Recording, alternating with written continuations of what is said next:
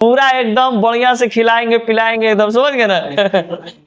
क्योंकि इसके बारे में तो हमको पता है, तो कहेंगे ना वो बैठो तुम आराम से, समझ गया। इतना ना बैठा देना कि एकदम अथी हो जाए, कुछ हो जाता रहे, थोथे बन जाए ना। निर्धारण के लिए सबसे पहली बात कि एक पुरुष का होना जरूरी है, यानी कि एक पुरुष है, यानी कि एक मेल है,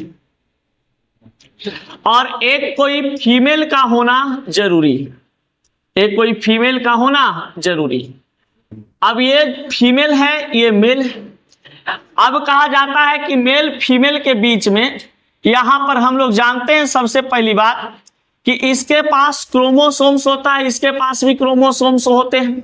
मेल के पास भी क्रोमोसोम है और फीमेल के पास भी क्रोमोसोम है। अब टोटल कहा जाता है कि मनुष्य के पास कितना गुणसूत्र की संख्या होते हैं, 46, और कितना जोड़ा, 23 जोड़ा। कितना जोड़ा, 23 जोड़ा। तो 23 जोड़ा गुणसूत्र होते हैं, बाकी 46 इसका संख्या होता है।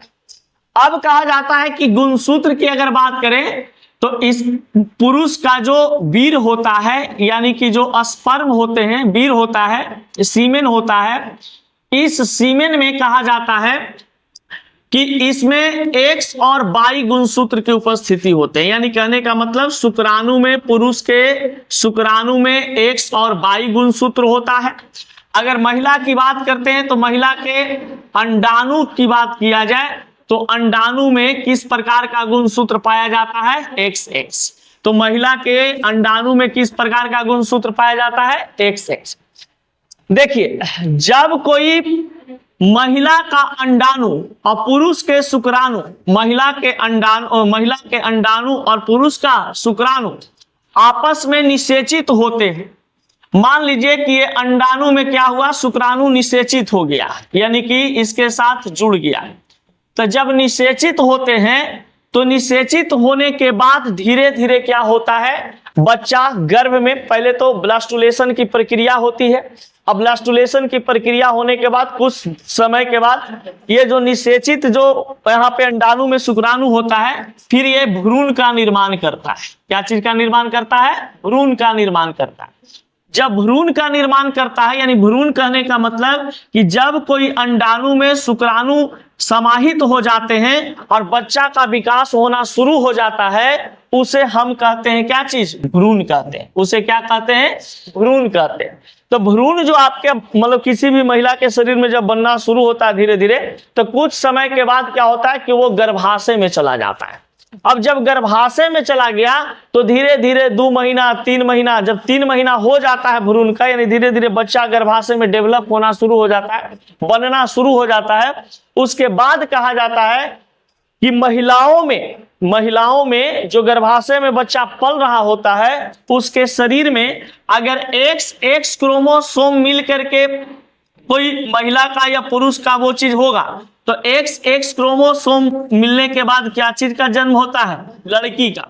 और अगर मान लिया जाए कि X क्रोमोसोम और Y क्रोमोसोम यदि मिल जाता है तो क्या चीज का जन्म होता है, लड़का का। यानी कि पुरुष का X और महिला का X यदि मिल जाता है तो ये बनता है क्या चीज, लड़की। क्या बनता है, लड़की। यानी कि एक बालिका का लिंग निर्धारण होता है। लेकिन अगर मान लीजिए कि पुरुष का शुक्राणु में 22 गुणसूत्र थे और ये 22 गुणसूत्र क्या हुआ, ये X गुणसूत्र से रिएक्ट कर जाता है, निषेचित हो जाता है, तब क्या चीज का लिंग निर्धारण होता है, लड़का का। तो लिंग निर्धारण की जो क्रिया है, जब कोई महिला प्रेग्नेंट होती है तो होने के बाद कम से कम 3 महीना का समय लगता है। 3 महीना के बाद ही बच्चा हो या बच्ची, उसको लिंग निर्धारण मतलब होता है। जैसे देखिएगा, अल्ट्रासाउंड होने के बाद जैसे बच्चा का पहले टेस्ट अगर करवाते हैं तो भ्रूण का टेस्ट करवाइए, कोई दिक्कत नहीं है। लेकिन एक्चुअली में अगर किसी को जानना होता है कि हमारा गर्भाशय में लड़का पल रही है कि लड़की पल रही है, तो उसको क्या करना होता है, 3 महीना के बाद जाकर के उसको टेस्ट करवाते हैं, अल्ट्रासाउंड करवाते हैं या किसी प्रकार का जांच करवाते हैं। और करवाने के बाद पता चलता है कि इसका जो बच्चा शिशु पल रहा है, इसमें लड़का का लिंग निर्धारण हो रहा है कि महिला का, यानी कि लड़की का लिंग निर्धारण हो रहा है। यानी कि लिंग निर्धारण की प्रक्रिया कितना महीनों के बाद देखा जाता है? 3 महीनों के बाद। अब लिंग निर्धारण जो है ये डिपेंड करता है महिला के भोजन पर भी, समझ गए, पोषण पर भी। अगर कोई महिला है बहुत ज्यादा मतलब अच्छा पोषक तत्व खा रही है तो हो सकता है कि उनका बच्चा भी क्या हो, ज्यादा मतलब अच्छा डेवलप हो। गुणसूत्र पर लिंग निर्धारण पर इफेक्ट भोजन का भी पड़ सकता है, समझ गए। इसीलिए जब भी कोई महिला प्रेग्नेंट होती है तो उनको अच्छा भोजन खाना चाहिए। अब अच्छा भोजन कहने का मतलब ऐसा नहीं कि लाओ मोमो मांगी थे, चटनी तीखा खाई थी, समझ लो, ये बढ़िया लगी थे, बर्गर खाई थी तो बचबो पैदा ले तो बर्गर लेखा, समझ, तो मोटहर मोमो नाम के रहेगा कि ऐसा नहीं, ये सब नहीं। जितना पोषक तत्व वाला पदार्थ खाइएगा आपका बच्चा के लिए, आपका शरीर के लिए हेल्दी होगा, समझ गए। स्वास्थ्य भी क्या होगा, सही होगा, कोई दिक्कत नहीं होगा। हमारे बाल बच्चा होगा तो एकदम हेल्दी पैदा करवाएंगे ना, समझ गए।